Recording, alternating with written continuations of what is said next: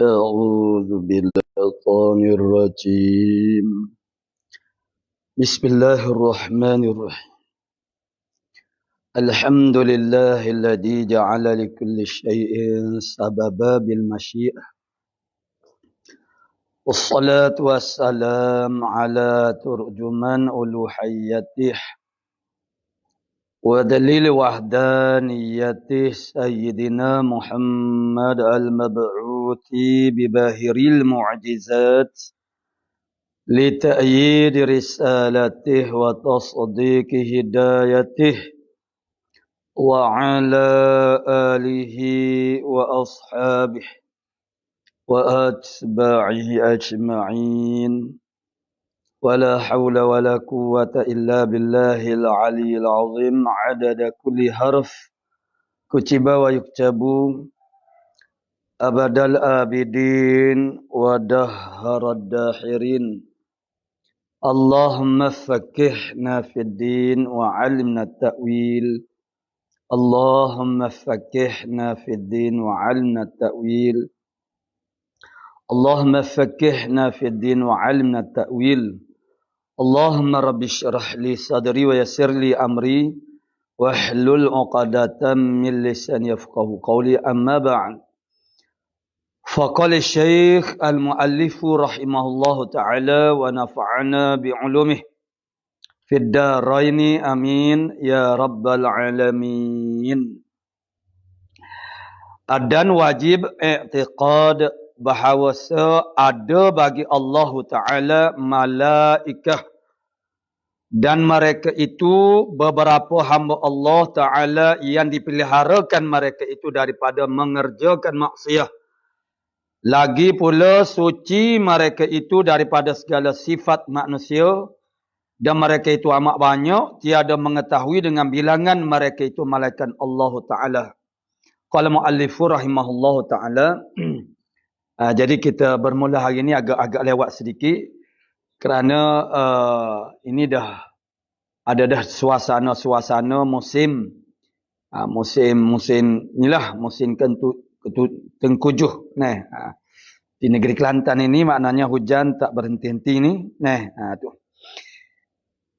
Jadi itu makna kita tak apalah, itu kelewatan sedikit. Kita teruskan sebagaimana rutin harian kita 7-8.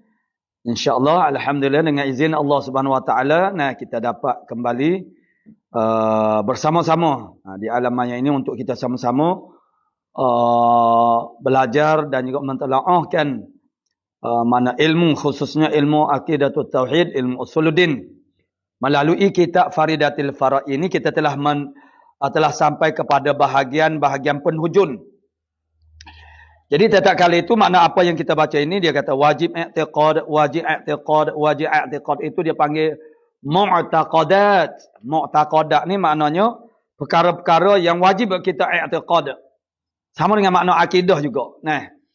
Jadi ini adalah apabila maksudnya ini semuanya termasuk di dalam makna rukun iman di sana.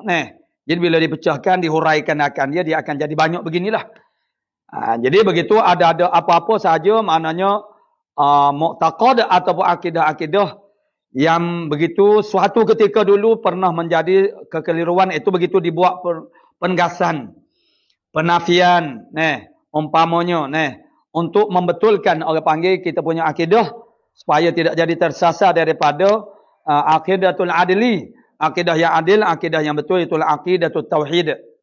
Jadi setengah daripada mu'taqadat yang wajib kita i'tiqad, kata mu'alif kita rahimahullah ta'ala, wajib i'tiqad bahawa ada bagi Allah Ta'ala malaikah. Kan itu sabit dengan Quran dan juga hadis. Dalam Quran banyak, mana wa idh qala rabbuka lil malaikati, itu umpamanya. Umpama bahasanya perkataan malaikat itu disebut oleh Allah Subhanahu Wa Ta'ala. Jadi malaikah itu kata jamak. Kata jamak maksudnya ialah banyak dah. Jadi kalau kata tunggalnya ialah malakun. Malakun itu makna satu malaikah. Jadi dalam bahasa Melayu kita sudah panggil malaikah ke makna satu malaikah. Itu dengan bahasa Melayunya. Jadi kalau dengan bahasa Arabnya, malaikah itu maknanya beberapa malak. beberapa malaikah. Ialah salah satu daripada bangsa kejadian ataupun makhluk yang diciptakan oleh Allah Subhanahu Wa Taala. Nama dia malaikat. Ada malaikat, wajib kita beriman, wajib kita i'tiqad adanya malaikat. Jadi kalau kita nak bandingkan dengan agama Hindu, Hindu itu dia Tuhan dia tu begitu sangat ramai. Yang ada Tuhan, kalau kita katakan Tuhan rahmat, Tuhan hujan, Tuhan itu ini, Tuhan bahagia. Itu sebenarnya kalau kita nak bandingkan dari segi perbandingan dari segi akidahnya, itu hanya baru menempati para malaikat Allah Subhanahu Wa Taala sahaja. Konsep ketuhanan Hindu itu dia memanglah dia pelbagai dan sangat kompleks. Kerana dia dibina dengan kepercayaan-kepercayaan yang tidak diketahui pendiri-pendirinya. Di dalam ilmu muqaranatul adyan. Jadi kalau agama lain itu dia ada pendiri dia, mana pengasas dia. Tapi untuk agama Hindu itu tidak dinyatakan siapa dia, muasisnya, pengasasnya. Kerana dia adalah merupakan himpunan daripada beberapa kepercayaan pada peringkat mulanya. Dan akhirnya membentuk suatu orang panggil percayaan sangat teguh dan akhirnya ditokok tambahkan yang orang panggil bercampur dengan kepercayaan kepada orang panggil kuasa alam ini. Dan yang mereka katakan Tuhan itu ini itu kalau kita nak bandingkan dengan akidah kita itu hanya baru malaikat sahaja. Dan dia punya orang panggil kepribadian Tuhan mereka itu begitu. Mana orang panggil nampak sifat kemanusiaannya. Itu begitu bagi mereka. Itu tak apalah. Cuma kita nak banding-bandingkan. Dan ini perlu juga diketahui oleh kita. Buat masa sekarang ni kita terdedah. Dunia moden sekarang ini di TV baik. Cerita-cerita daripada India yang berbentuk cerita-cerita klasik. Yang menampilkan watak-watak orang panggil watak-watak dewa-dewa mereka. Itu dewa-dewa. Dewa. Bagi mereka dia panggil dewa. Dewa-dewa mereka yang dewa itu adalah Tuhan lah. Nisbah kepada mereka. Jadi apa yang kita bimbangi. Kita umat Islam ini terdedah. Dengan kepercayaan-kepercayaan kita minat kepada orang Islam, orang Malaysia dia minat kepada Hindustan. Dengan orang panggil rupa paras mereka yang cantik, elok, smart, handsome semua tu. Dan dengan penerapan, dia ada penerapan nilai-nilai agama mereka itu. Itu dipersembahkan dalam bentuk filem-filem dan juga drama-drama itu. Itu bahaya sebenarnya. Anak-anak yang kecil itu kalau di mana mereka anak kecil biasanya yang meminat ni yang sana pula Ultraman, Superpower ni pula. Kartun-kartun Doraemon semua tu dia ada unsur-unsur. Dia memang itu adalah orang panggil rancangan Zionis, rancangan orang panggil Yahudi. Kita dulu masa muda-muda dulu belajarlah juga bahagian-bahagian orang panggil cara-cara orang panggil rencana orang panggil Yahudi ini. Begitu mereka masuk dalam perfilman sukan, industri perfilman mana termasuklah kartun-kartunnya. Itu sasarannya kanak-kanak itu membesar dengan menanamkan mana superhero itu dan kalan di antaranya ada yang mengambil orang panggil watak itu adalah berteras bercirikan kepada watak-watak mana Yahudi. Dan jadi begitulah juga ini India itu kita dah orang panggil perasan kita perasan menyadari bahasanya banyak sangat sekarang cerita-cerita orang panggil yang berbentuk orang panggil yang dia campur dengan rekaan dia dengan cara moden dan oleh kerana didasari oleh kepercayaan kepada kuasa alam ini. Yang begitu mendalam malu mereka terjemahkannya dengan menokok nambahkan itu sangat bahaya. Kita bimbang takut anak-anak kita yang melihat setiap hari dimomok-momokkan dengan orang panggil dewa itu dewa ini yang begitu bertukar begitu begini. Sebenarnya itu bahaya. Karena itu secara halusnya dia akan menanam dalam hati kita benda yang kita sentiasa terdedah dan dimomok-momokkan kepada kita setiap hari itu. Itulah jadi makanan rohani, makanan itu bahaya. Sebab itulah makna alhamdulillah maknanya makna kita mengadakan seperti Akademi Pengajian Ummah ini idea daripada muassis kita Ustaz Mubi itu makna cantik, makna comel.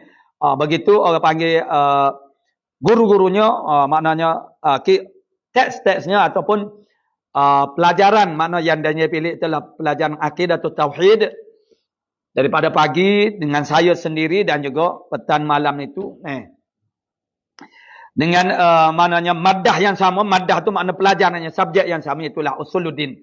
Itu demi untuk kita nak memantapkan faham kita terhadap akidatul Islam. Akidah Islam itu akidatul tauhid.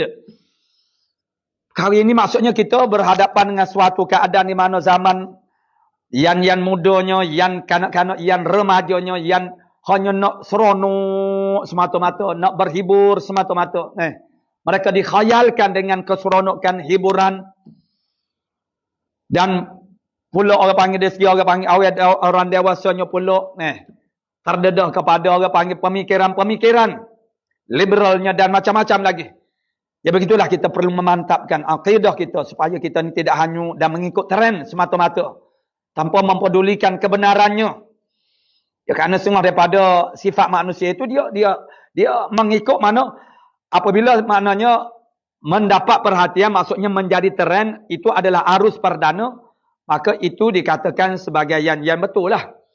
Bukan begitu, dalam agama dia tidak macam tu. Kalau restoran misalnya begitu laris, mana ramai pengunjungnya. Jadi kita boleh katakan itu bahasanya makanan di dalam restoran itu maksudnya sedap-sedap, enak-enak. Boleh begitu. Tapi dalam agama ini, kalau yang maksudnya yang ramainya memilih suatu jalan, satu cara, itu bukan bermakna itulah yang sebenar dan yang benarnya, bukan begitu. Karena kayu pengukurnya ialah Quran, hadis dan juga huraian-huraian yang detail daripada para alim ulama kita yang mu'tabar dalam bidang apapun, usuluddin ke fiqh ke ataupun tasawuf. Jadi kita tu tak boleh terikut-ikut. Dan dalam Al-Quran pun begitu banyak ayat-ayat. Di antara qalilan ma tashkurun, sedikit benar yang bersyukur, benar-benar bersyukur. Jadi yang baik dan yang terbaik itu lebih sedikit daripada yang baik. Yang baik itu lebih sedikit daripada yang jahat. Jadi maknanya dengan sebab itu adalah tidak benar, tidak betul lah kalau kita mengikut yang ramai. Kita kena ikut yang betul as-shawab. Jadi macam mana kita nak pastikan itulah melalui sumber-sumber ilmu Islam yang sahih. Pengajian-pengajian seumpama ini untuk memperkenalkan kita dan memantapkan aqidatul tauhid kita. Jadi begitulah konsep ketuhanan Allah Ta'ala, para rasul kita sudah lalui, dan malaikat. Macam mana kita memahami malaikat? Jangan jadi bercampur baur dengan fahaman-fahaman malaikat dengan konsep yang lain. Seperti kalau orang putih dia panggil angel itu, jangan. Dan kanak-kanak sekarang ni yang kita bimbang. Anak-anak kita mana, kanak-kanak dia duk sebut pari-pari. Pari-pari itu apa dia? Di mana kedudukan pari-pari itu di dalam akidah Islam kita? Cuba kita bagi tahu. Pari-pari itu begitu makna seorang perempuan yang kecil begitu ada sayap-sayapnya. Dengan memegangkan apa benda tu kita pun tak tahu. Jadi konsep itu tertanam di dalam pemikiran anak-anak kita. Pari-pari. Dikala kesusahan, dikala kecemasan, dikala dibuli oleh orang, tak apa, dia mengharapkan pari-pari yang datang menolongnya. Begitu. Itu sudah satu orang panggil konsep akidah. Itu kefahaman dari sudut akidah. Jadi anak kita membesar dengan keadaan pari-pari itu, apa dia pari-pari? Kita belajar kita demi kita akidah tauhid. Di mana kedudukan pari-pari itu dalam akidah Islam? Sekarang ini kita belajar dia. Wajib kita i'tiqad ada malaikah. Adakah malaikah yang kita faham ini sama dengan angel yang disebut sebagai angel? Jadi kadang-kadang orang itu menterjemahkan angel itu sebagai malaikah. Lalu bila kita dengar butiran kata-kata mana angel itu yang dikatakan malaikah, sebenarnya tidak menempati dengan malaikah yang kita belajar ini. Jadi itu perlu kehati-hatian daripada kita. Jadi yang kita makna orang panggil selesa sangat. Istilah ni kita kena fahami. Malaikah, macam mana malaikah? Fahami menurut sumber yang sahih. Yakni sumber daripada Islam itu sendiri. Kerana orang-orang kafir bukan Islam pun dia sebut malaikah juga. Dia sebut angel lalu diterjemahkan malaikah. Akhirnya mana angel yang diterjemah malaikah itu difahamkan, dipasangkan dengan makna angel mereka itu. Angel yang difahami oleh mereka itu, dia kata malaikah lah. Kalau dalam Islam dia panggil malaikah. Jadi betul ke tak macam situ? Di situlah yang perlu kita mengambil langkah kehati-hatian, berhati-hati. Nah, jadi kerana makna konsepnya adalah berbeza seperti Tuhan lah. Seperti orang kafir sekali, orang bukan Islam di Indonesia, kita nak sangat kepada Allah, nama Allah. Sedangkan nah, mereka memahami Tuhan mereka itu berbeza dengan Tuhan kita orang Islam. Jadi mana boleh? Nah, tapi itulah yang berlaku. Nah, jadi begitu juga. Malaikat itu biar kita fahami. Orang panggil makna itu melalui sumber Islam. Tu.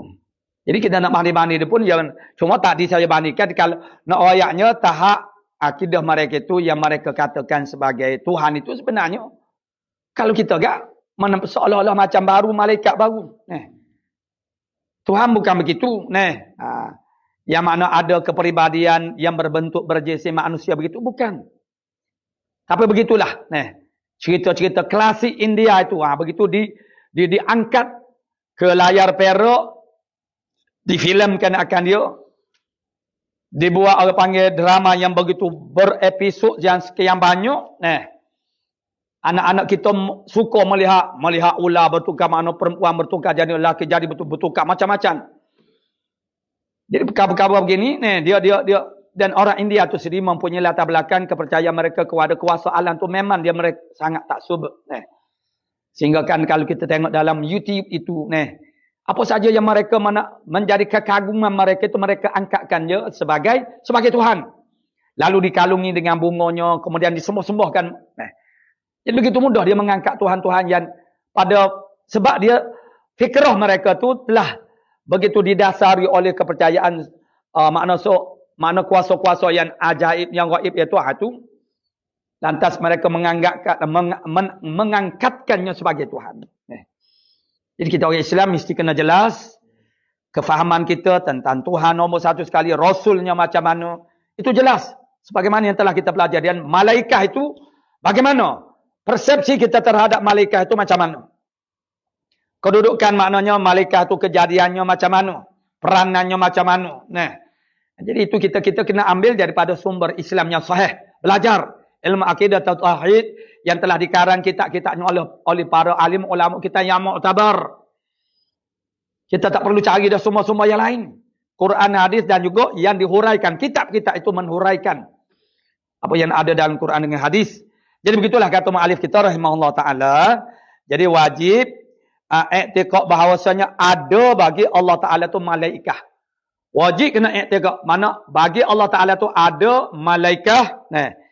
Dan mereka itu beberapa hamba Allah Ta'ala yang dipeliharakan mereka itu daripada mengerjakan maksiat. Dipelihara oleh Allah Ta'ala daripada mengerjakan maksiat. Maknanya Allah Ta'ala telah tabiatkan mereka memperangaikan malaikat ini dengan tidak buat maksiat, buat dosa, tidak pandai untuk melakukan dosa.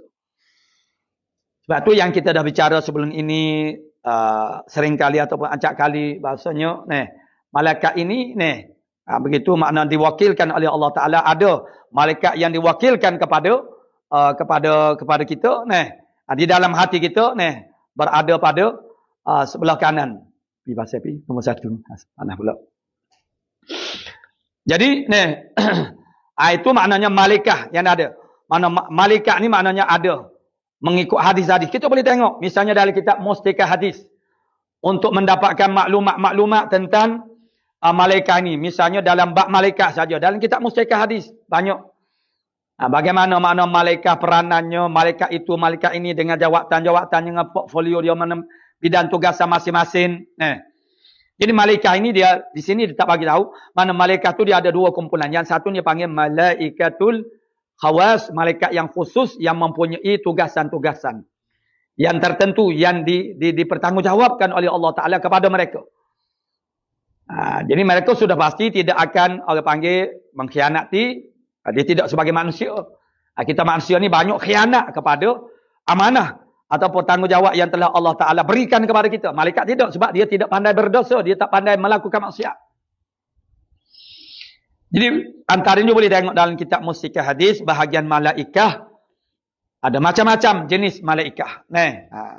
Jadi di antara ciri-ciri dia yang pastinya ialah dia tidak pandai melakukan dosa. Dengan sebab itu Yang saya nak sebutkan tadi ialah bahawasanya malaikat yang berada di sisi kanan hati kita manusia.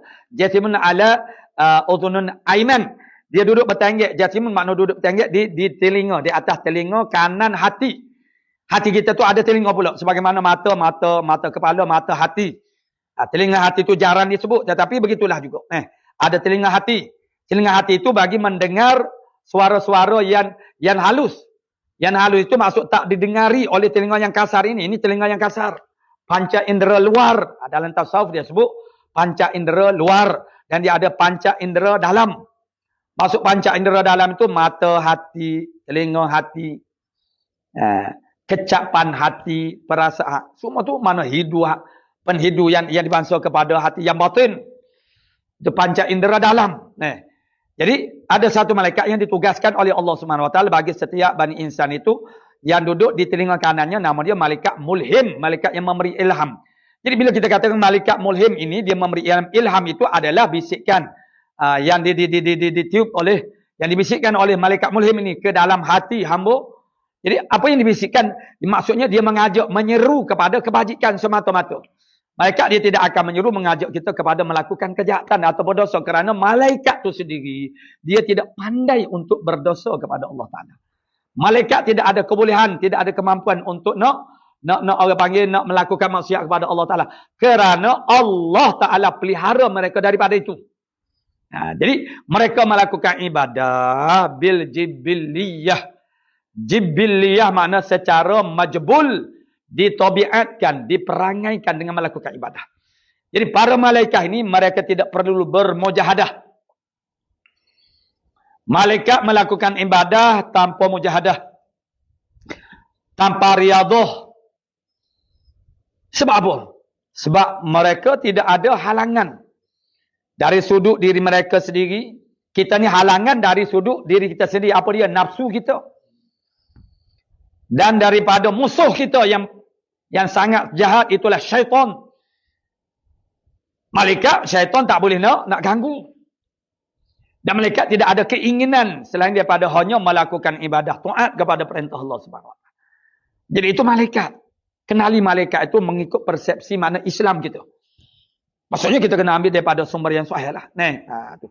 Jadi antaranya sumber yang sahih ialah malaikat yang diperkenalkan di dalam kitab Aqaidil Iman. Kitab-kitab akidah, kitab-kitab usuluddin. Dia tidak banyak menceritakan tentang malaikat mana itu. Jadi kita makna pengenalannya tidak banyak benda yang kita tidak mengenal. Tak usah kata malaikat, manusia pun kita tidak cukup mengenali. Diri kita sendiri pun banyak perkara yang kita tidak faham. Apatah lagi nak memahami orang lain. Jadi ini kan pula, itu manusia. Yang kita sendiri adalah manusia. Malaikat ni makhluk yang lain dan dianya dalam mana makhluk yang gaib daripada kita. Dia alam ini dia ada alam syahadah wa alamul ghaib. Alam syahadah, alam yang zahir ini. Dan malaikat ya ada yang di bumi ini ada malaikat. Kiri kanan kita. Tadi dalam hati kita bahagian kanan ada malaikat rahmat, makna malaikat hafaz. Jadi macam-macam jenis malaikat yang bertugas di bumi. Begitu tanazzalul malaikatu waruha, itu malaikat yang di langit. Turun sekalian para malaikat dan juga roh itu Jibril alaihissalam. Itu malaikat yang berada di langit. mereka turun pada Lailatul Qadar, malam Qadar, atau disebut sebagai malam Lailatul Qadar. Jadi malaikat yang itu malaikat yang ada di langit. Ini malaikat yang ada di bumi. Jadi malaikat satunya malaikat yang ada tugasan, malaikat khawas yang khusus. Yang kedua ialah malaikatul awam. Malaikat awam maksudnya kalau kita manusia orang awam.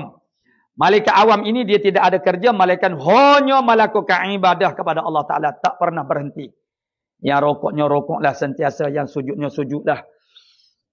Itu di langit. Malaikat-malaikat yang ucap istighfar kepada orang-orang soleh. Ada di kalangan manusia, sangat popular di kalangan malaikat. Mereka mengenali orang-orang soleh. Malaikat-malaikat yang di langit sana itu dia mengenali orang-orang yang soleh. Mereka tidak mengenali orang-orang yang fasik, orang kafir. Walaupun orang itu sangat popular seluruh dunia. Orang pakak kenal mereka. Tetapi malaikat dia tak kenal. Dia hanya kenal orang-orang yang soleh, yang menyebut-nyebut nama Allah Subhanahu Wa Taala. Dia dapat mengecam. Dia kenal suara. Suara ini. Aku biasa dengar ni suara ni. Ni suara Nabi Ayyub alaihissalam. Mereka mengenali para anbiya, para waliullah. Itu malaikat di langit. Malaikat yang di langit. Ada pun yang dibermintu, malaikat yang bertugas dengan kita. Sudah tentulah dia kenal kita. Malaikat Raqib Atib, dia mencatat segala amalan kita. Jahat ataupun baik ataupun jahat. Jadi begitu. Jadi malaikat itu dia makhluk yang tidak pandai untuk melakukan dosa kerana mereka itu dipelihara oleh Allah Ta'ala. Allah Ta'ala menjaga diri mereka sehingga menjaga daripada melakukan maksiat. Jadi wajib kita i'tikaf.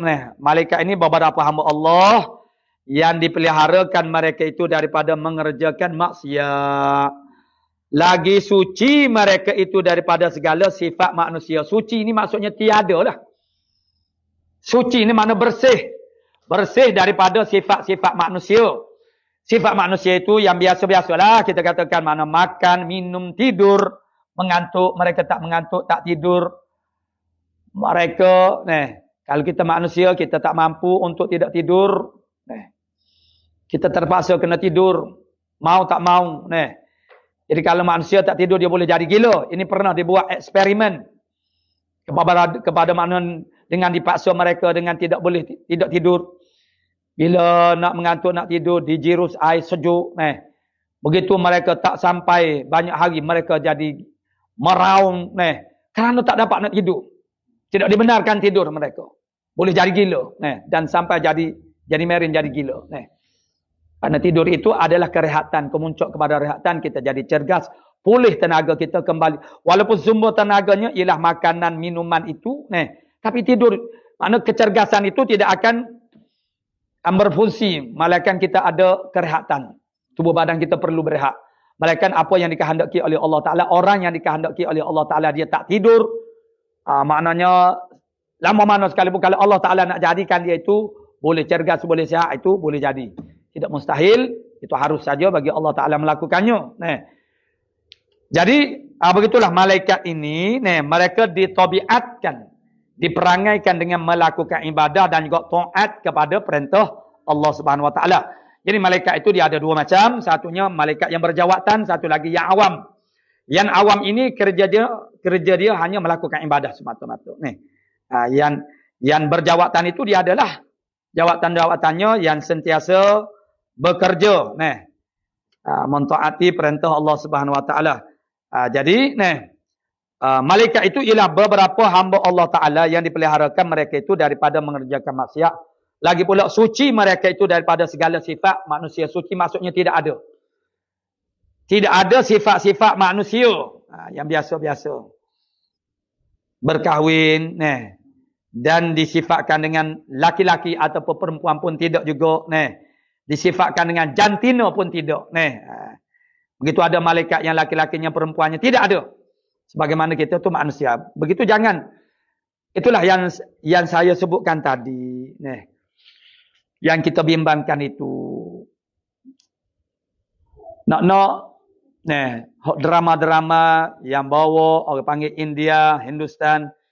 Yang duk bawa benda-benda orang panggil cerita-cerita lama ini. Yang duk bawa fahaman-fahaman yang ditokok tambah pula. Yang sudah mengarut dah. Kemudian ditokok tambah lagi dengan perkara-perkara yang mengarut.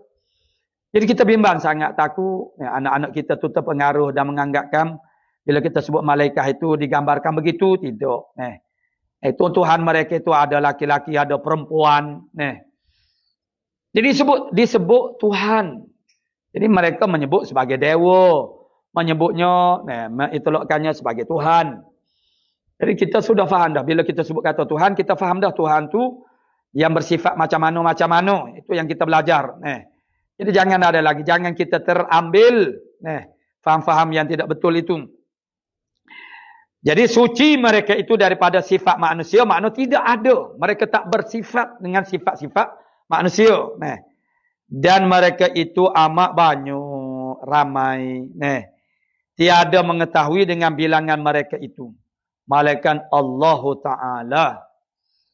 lebih ramai daripada jin, dan jin itu lebih ramai daripada manusia. Ada satu buku, tetapi di segi sandarannya kita wallahu alam lah, cuma ada satu buku itu kita dah mana ada terbaca yang menyebut tentang nisbah kejadian manusia, jin, malaikat.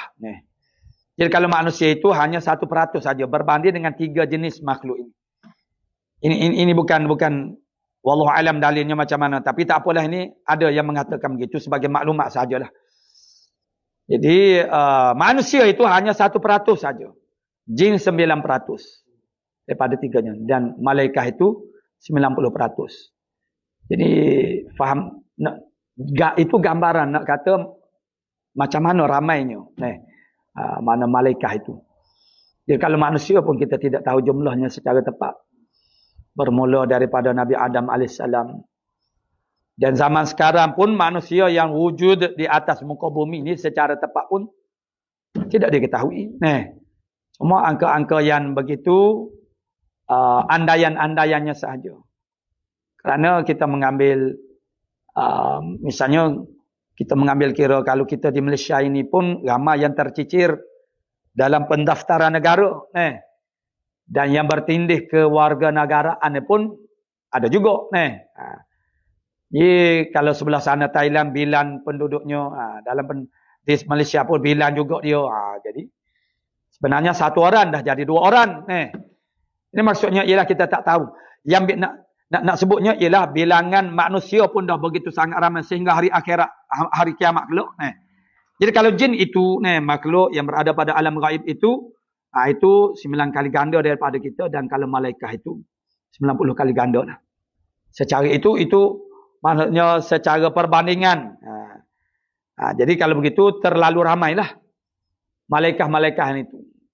Jadi sebab itulah apabila malam Lailatul Qadar itu tanazzalul malaikatu warruh, para malaikat turun ke bumi.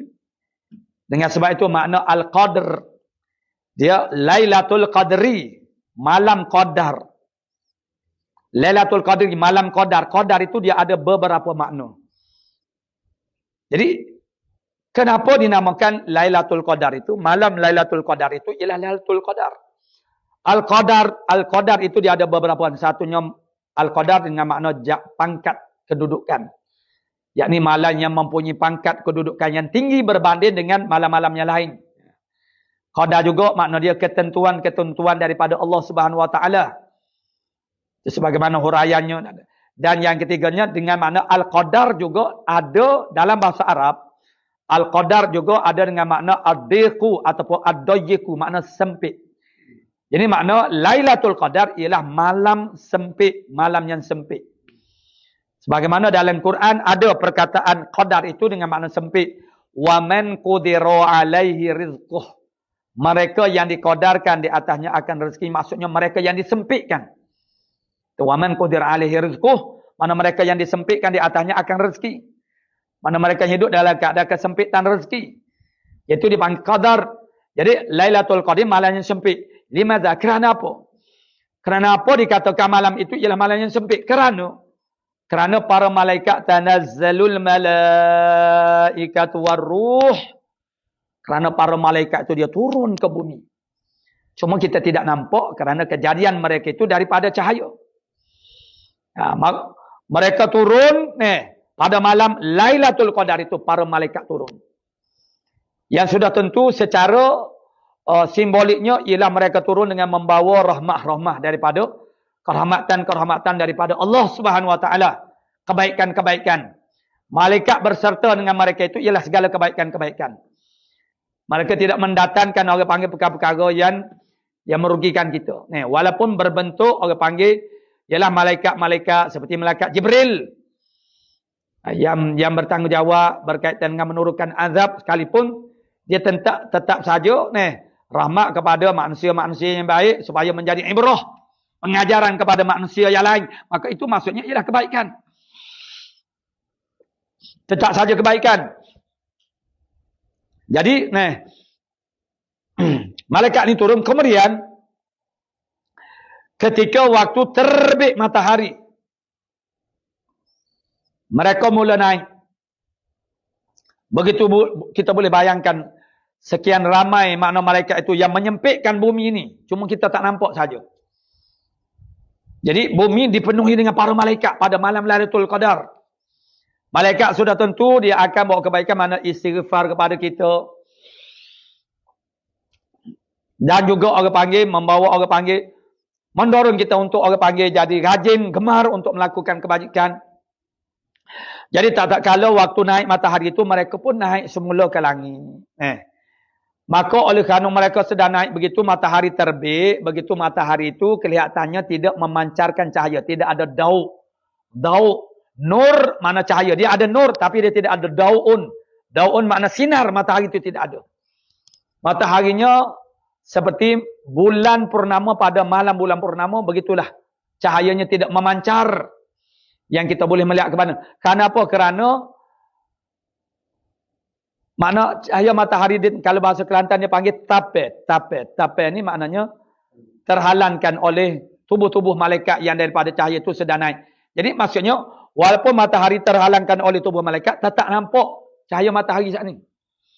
Dia macam kita tengok suatu perkara itu sebalik cermin. Kita nampak tapi nampaknya dia tidak sama macam jelas kita melihat dia. Tampak ada di tengah-tengahnya cermin. Seperti kita melihat orang yang di dalam kereta yang tidak cermin gelap lah. Jadi kita nampaklah orangnya tapi tidak sebagaimana kita melihat dengan dia tu tidak di sebalik cermin. Jadi begitu makna cahaya. Karena malaikat itu daripada cahaya, dia tidak menghalang langsung daripada kita dapat melihat matahari. Kalau matahari itu dia terkena bangunan yang tinggi, kita tak nampak. Matahari itu. Tapi malaikat ini, tubuh dia daripada cahaya. Jadi itu tidak menghalang sepenuhnya. Dia hanya menyebabkan daul syamsi itu makna tidak ada. Sinaran. Dia punya daul itu makna tak ada. Itu sebab itu dikatakan Lailatul Qadar, malam yang sempit. Jadi malaikat turun. Dengan sebab itulah sebagai orang yang Islam ini, kita sepatutnya begitu merindui. Dan begitu tak lama lagi, 4 bulan lagi, kita akan tak sampai 4 bulan dah. Bulan Ramadan. Itulah harapan kita untuk menjadi kaya dengan aset harta akhirat. Mana bulan Ramadan dan juga Lailatul Qadar itu sendiri. Jadi malaikat ini, jadi bilangannya, jumlahnya kita tidak tahu seramai mana secara tepatnya, tapi dia adalah ramai dan bilangan dia lebih ramai daripada jin. Dan jin itu lebih ramai daripada kita manusia. Hanya yang mengetahui seramai mana ialah Allah Subhanahu Wa Taala. Dan bahawa kepala mereka itu, yakni ketua-ketua mereka itu malaikat. Jadi malaikat dia ada dia punya ketua-ketua mereka. Itu 4. Ada 4. Ni besar-besar ada 4. Iaitu Jibril dan Mikail dan Israfil dan Israel. Tu. Kemudian mencukupkan lagi yang 4 ini, 6 lagi. Itu jadi 10. Tapi kepala-kepala, ketua-ketua yang besarnya ialah 4 ini. Dan setengah mereka itu, daripada mereka itu malaikat hamalatul arsh. Malaikat yang menanggung akan arsyur rahman. Malaikat yang menanggung, kalau kita macam kita manusia memikul, begitulah. Yang menanggung akan arsyur rahman. Itu ada itu malaikat yang berjawatan, yang diberi tugasan yang khusus. Artinya beberapa malaikat yang menanggung, yang menanggung arsyur rahman. Menanggung tu maksudnya memikul. Macam tungkat mana yang menanggungkan bangunan. Tu. Dan mereka itu sekarang ini 4 malaikat. Pada masa sekarang, kenyataannya dalam kitab akidah tauhid kita menyebut itu ada 4, dan pada hari kiamat 8 malaikat. Jadi malaikat ini yang menanggung arash. Mereka ni tubuh mereka daripada cahaya, dan itulah apa yang disifatkan oleh Nabi tentang Jibril AS. Mempunyai 900 sayap dan pelbagailah malaikat. Mereka sangat besar. Dan mempunyai sayap, dan mereka gagahlah, maknanya Tuhan beri kepada mereka kekuatan untuk menanggung. Dan setengah daripada mereka itu para malaikat Setengah daripada malaikat, mereka yang wajib diketahuikan mereka itu atas jalan tafsil. Atas jalan tafsil, yakni atas jalan satu per satu. Itu makna tafsil. Mereka itu yang wajib kita tahu secara tafsil. Dan mereka itu 10 malaikat. 10 malaikat. Kerana ini yang disebut dalam hadis. Jadi 10 malaikat, 4 kepala-kepala yang dahulu. Iaitulah Jibril, Mikail, Israfil dan Israel. Dan Munkar dan Nakir yang bertanya keduanya akan segala orang yang mati. Itu dia datang kepada orang mati, bertanyakan dengan soalan-soalan yang telah dibocorkan oleh Rasulullah sallallahu alaihi wasallam. Tetapi boleh menjawabnya bukan kerana kita hafazkan. Jawapan-jawapan itu hasil daripada Nabi dah bagi tahu. Malaikat ini akan tanya marabbuka, marabbuka. Lalu kita pun hafalah. Tetapi keyakinan kita, iman kita kepada Allah Ta'ala, tidak padu baik, tidak padu, tidak solid, tidak mantap molek, mana longgar, maknanya adanya unsur-unsur raib. Jadi maknanya, hubungan kita dengan Allah Subhanahu Wa Ta'ala itulah taqwa Allah. Hubungan dalam arti kata melakukan ibadah. Jadi kalau itu tidak ada, maka kita tidak akan dapat menjawab.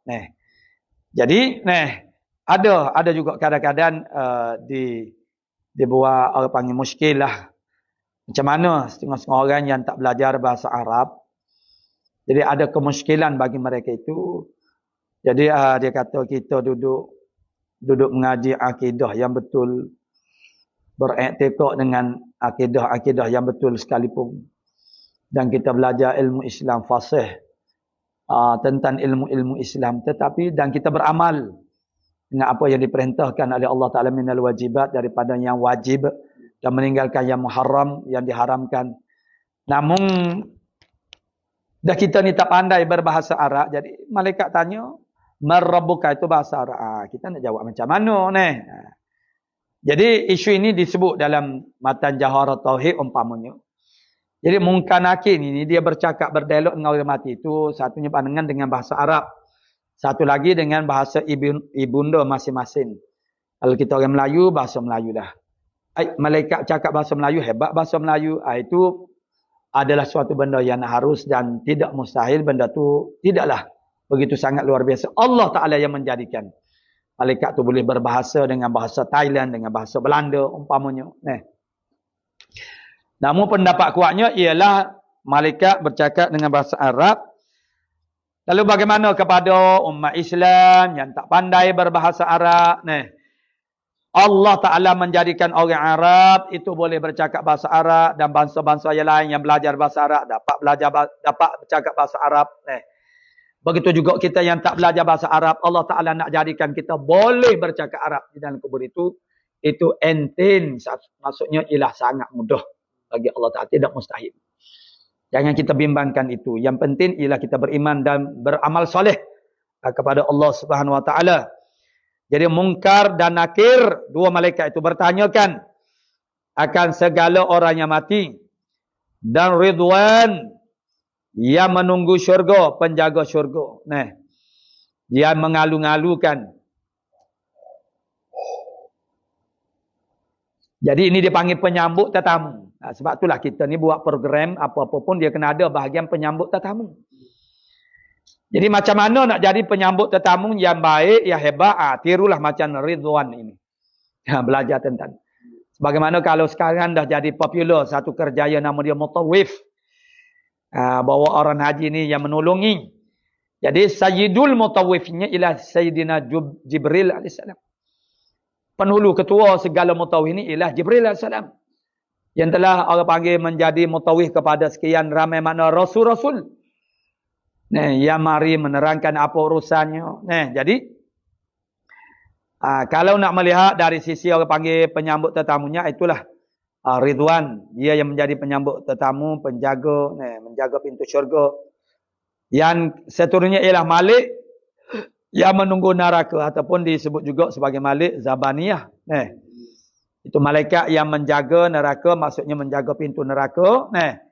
Dan Raqib dan Atid. Raqib dan atid. Satu pada kanan mukallaf sebelah kanan dan satu pada kirinya menyurat keduanya, yakni kedua-duanya menulis akan sekalian kebajikan dan kejahatan. Dia ada yang mengatakan raqib sebelah kanan, atid sebelah kiri. Raqib tulis yang baik, atid tulis yang jahat saja. Begitu. Ada juga yang mengatakan sama-sama. Menulis jahat dan jadi dia tak, misalnya dua orang yang menulis apa saja, yang baik ataupun yang jahat. Jadi di situ boleh salin orang panggil semok minyak dia. Misalnya begitu.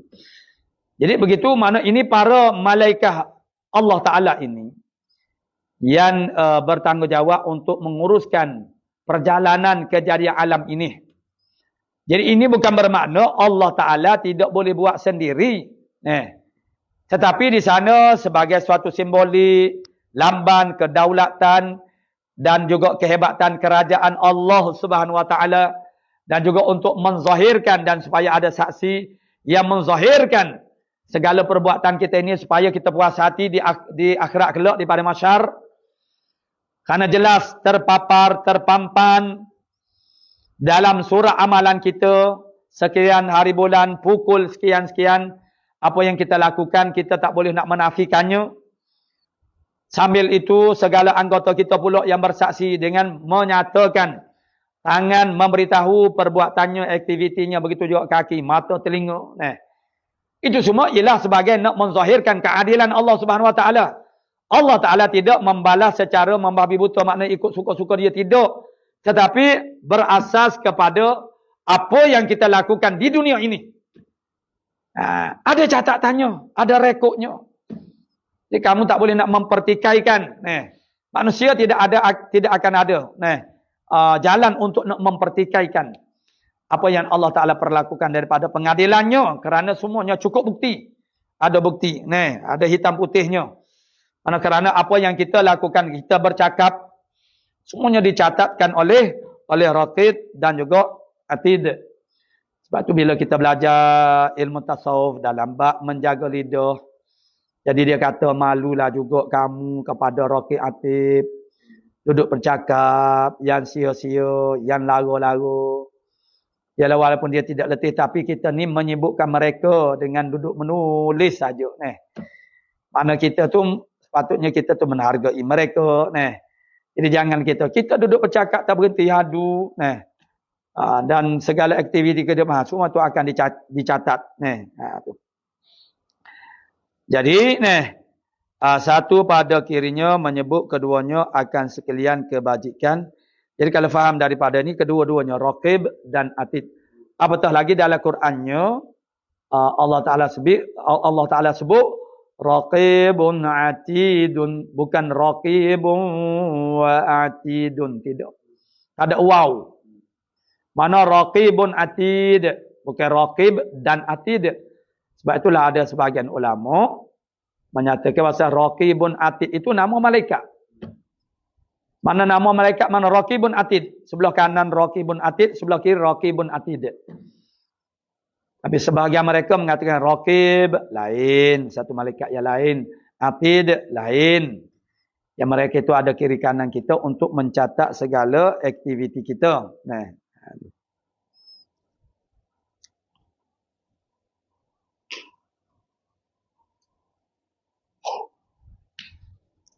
Dan satu pada kiri menyurat keduanya akan sekalian kebajikan dan kejahatan.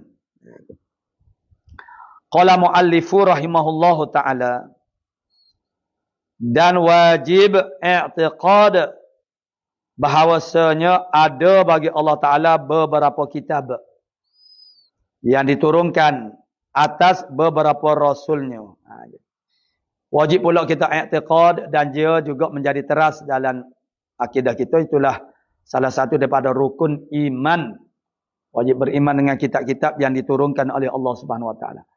Allah Taala memberikan kepada kita, menurunkan kitab daripada langit, mengutuskan rasul dan 3 peralatan, pendengaran, penglihatan dan juga mana akal. Jadi 5 perkara. Ini untuk membolehkan kita itu dapat mengenali Allah Subhanahu Wa Taala.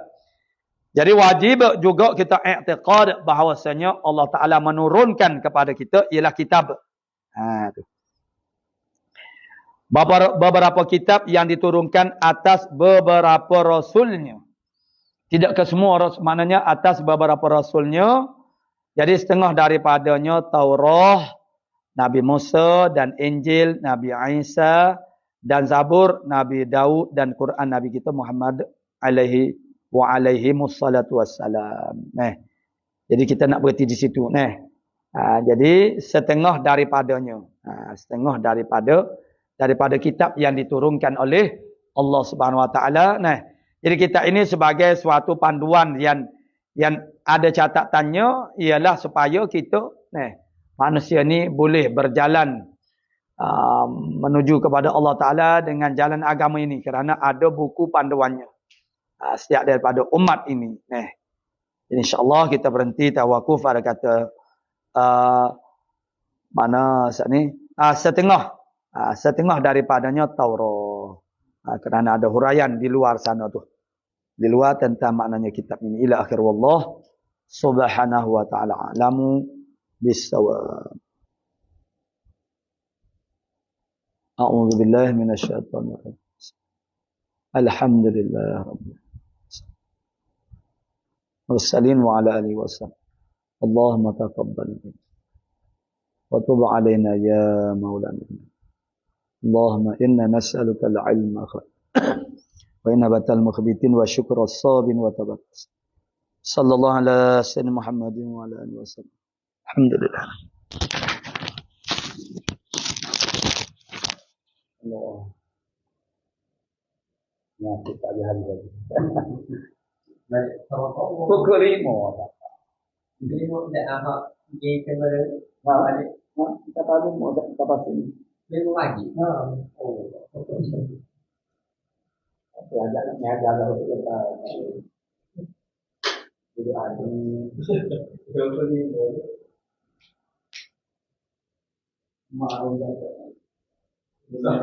Ya, di sana kan? Anak sekolah.